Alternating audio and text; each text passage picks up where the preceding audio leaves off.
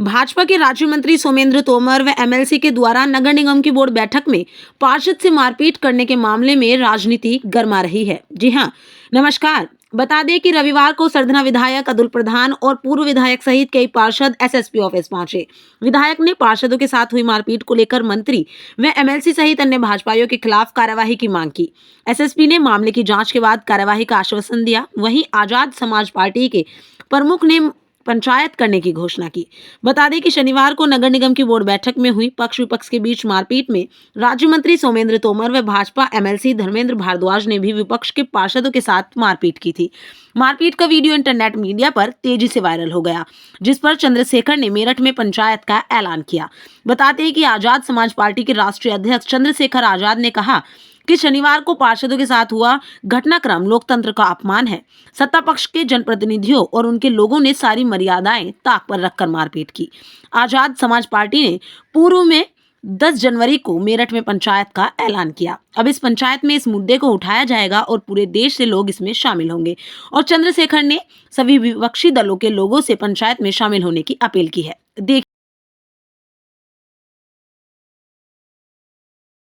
में उसमें कुछ पार्षदों के साथ भाजपा के सत्ताधारी नेताओं ने हाथापाई करी है। क्या आपका रुख है और क्या आपका आने वाला समय में रहने वाला है?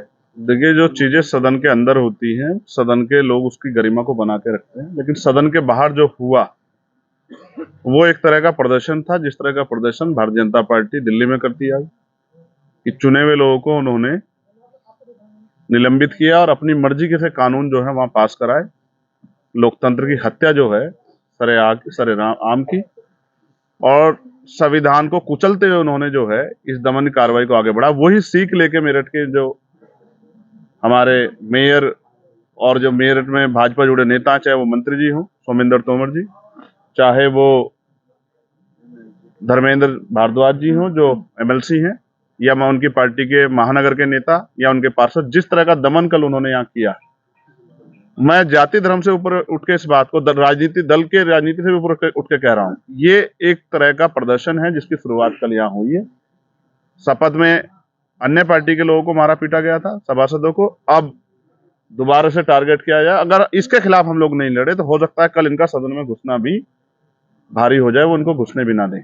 और हो सकता है, मैं धन्यवाद दूंगा दोनों सम्मानित पार्षदों को जो इस लड़ाई को लड़ रहे हैं, क्योंकि जिस तरह से वहां निलंबन हुआ, इनका भी निलंबन हो सकता है। लेकिन मुझे दुख इस बात का हुआ कि कल जब मेरी कुलदीप से बात हुई, उन्होंने मुझे जो घटना बताई, और उन्होंने एक घटना ये बताई कि जिस तरह से हमें मारने पीटने के बाद थाने में बंद कराया, हमारे कपड़े फाड़े गए, हमें जाति सूचक गालियां दी गई, और उसके बाद थाने पे जिस तरह से पुलिस की मौजूदगी में, पुलिस के रहते जिस तरह से भाजपा के लोगों ने प्रदर्शन किया और वो जिस तरह की शब्दों का प्रयोग कर रहे थे, तो उन्होंने मुझे बताया कि भाई कल अगर पुलिस अपनी जिम्मेदारी अदा ना करती, पुलिस पे सब लोगों का, मेरठ की क्रांति धरती का दबाव ना होता, तो कल हमारी जली हुई लाश कहीं नाले वाले से बरामद होती, क्योंकि वो बार बार चिल्ला रहे थे कि इनको बाहर निकालो जाति सूचक गाली देते हुए, और इन पे पेट्रोल छिड़क के आग लगा। तो इनको बताओ सदन में कैसे बोला जाता है। तो मैं समझता हूँ जनता ने इनको इसलिए चुन के भेजा है कि उनकी आवाज उठाएं, जो भ्रष्टाचार है उसके खिलाफ बोलें और जनता के हितों कार्य करें। तो ये लड़ाई पार्टी की नहीं है, खाली कुलदीप की नहीं है, हम सब लोग, आशीष की नहीं, हम सब लोग इनके साथ हैं। और हर पटल पे जो हमारे साथी हैं वो सदन में और सड़कों पे भी हम इस लड़ाई को लड़ेंगे, और जब तक उनके खिलाफ मुकदमे होंगे, उनको जेल नहीं भेजा जाएगा, हम लोग इस लड़ाई से पीछे नहीं हटेंगे। उनका संरक्षण करना भी हम पुलिस से भी कहेंगे, वो जिम्मेदार निभाए, इनका संरक्षण करें। उनको भय है, उन्होंने मीडिया के साथियों के सामने बताया कि उनकी जान खतरा है, और मैं भी ये समझता हूं कि उनकी जिंदगी के भय बना हुआ है। इसलिए भीम आर्मी, आजाद समाज पार्टी और सभी दलों के नेताओं से मैं कहूंगा कि वो नजर बना के रखें कि इनके साथ कोई अप्रिय घटना ना घट जाए। और हम लोग 10 तारीख में एक पहले से इंदु शेखर जी के मामले में जब उनकी हत्या हुई थी, उसमें एक पंचायत रखी गई थी, उस परिवार ने रखी थी, उसी पंचायत को हम लोग आगे बढ़ाते हुए 10 तारीख को मैं सभी दलों से मांग करूंगा, और स्पेशली अपने दल के लोगों से, कि वो बढ़ चढ़ के जो है उस पंचायत का हिस्सा बने।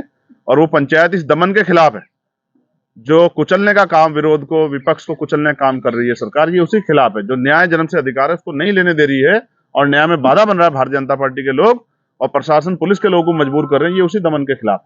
तो 10 तारीख को जो पंचायत होगी उसमें देश भर के लोग जुटेंगे। वो पंचायत इसलिए है कि न्याय जन्म से अधिकार होते हुए भी यहाँ सरकार न्याय नहीं लेने दे रही, और जिस तरह का तमाशा किया गया इस समाज को अपमानित करने का काम, ये अपमान हम लोग बर्दाश्त नहीं करेंगे। हमने राजस्थान में भी ऐसे दमन करने वाले चेहरों को सदन से बाहर रखने का काम किया और यहाँ भी हम लोग भविष्य में तय करेंगे कि ऐसा दमन, सार्वजनिक रूप से दमन करके एक समाज को नीचा दिखाने वाले लोगों को भविष्य में सदन में न घुसने दिया जाए, इसका भी इंतजाम हम लोग यहाँ करेंगे।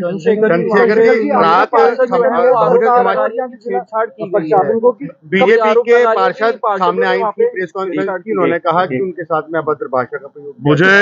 मुझे इस बात का बहुत खेद है कि भारतीय जनता पार्टी पे इसके अलावा कोई हथियार नहीं। आप ये महसूस करो, भारतीय जनता पार्टी की सरकार है, उनका सब कुछ है, तो ये घटना रात को 7 बजे क्यों सामने आई? दिन में इतना बड़ा बवाल हुआ, जब ये इनकी सार्वजनिक वीडियो वायरल होगी, पिटने छिटने की, अपमान की वीडियो वायरल होगी, तभी भारतीय जनता पार्टी की हथियार क्यों मिला?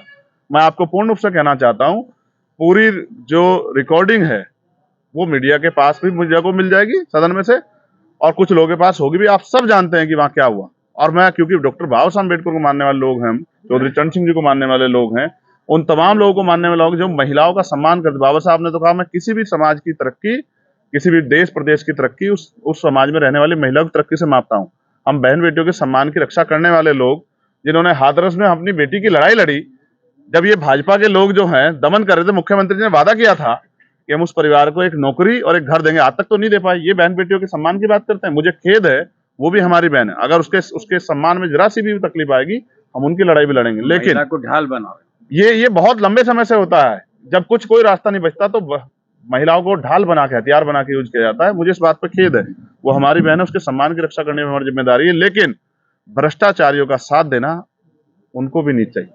जो कल हुआ है, सार्वजनिक रूप से सब देखा, हर चीज की वीडियो है, और सम्मानित पार्षद आपके सामने कह चुके हैं कि अगर इससे बड़ी बात नहीं होती, अगर हमारा उनके सम्मान में 1% भी अगर हमारी गलती निकल जाए तो हमारे सर कलम कर लीजिए। मुझे समझता हूँ सारी सजा के लिए तैयार है, इससे बड़ी बात नहीं होती। ये बहुत पुराना फंडा, ये पुराना हो गया। तभी 7 बजे पूरी योजना बना के प्रेस कॉन्फ्रेंस की गई, क्योंकि उनको ये पता लगा कि ये लोग, वो पहले प्रयास करते ये लोग डर जाएं, पुलिस के सामने समझौता कर लेंगे, नहीं हार माने, तब ये पूरा षड्यंत्र किया गया। इसको हम लोग बखूबी जानते हैं, इससे हम घबराने वाले।